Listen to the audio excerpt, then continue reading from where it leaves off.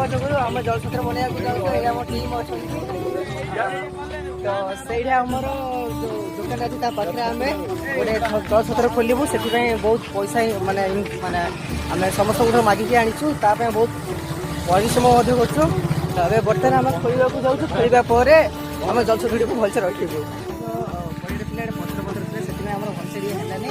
ତ ଆମେ ଜାଗା ଦେଖି ସେଇଟା ଆମର ସେ ଗଛ ଅଛି ବହୁତ ସାଇଜ୍ ରହିବ। ସେଇଟା ଆମେ ଆମର ଜଳଛତ୍ର ଖୋଲିବୁ। ତ ଆସନ୍ତୁ ଦେଖିବା।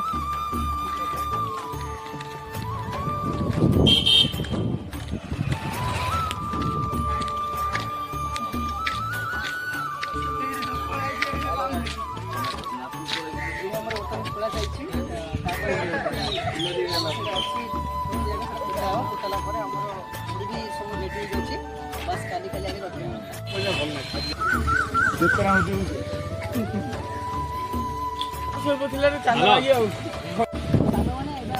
ସରିଯାଇଛି। ତାପରେ ଆମର ନଡ଼ିଆ ବେଙ୍ଗା ପକା ହେବ କାରଣ ପବନ ଜୋର ଅଛି। ଉଡ଼ିବାର ସମ୍ଭାବନା ଅଛି। ଦେନ୍ ବାଲୁନ ପକେଇକି ଆମର ବେଙ୍ଗା ପକା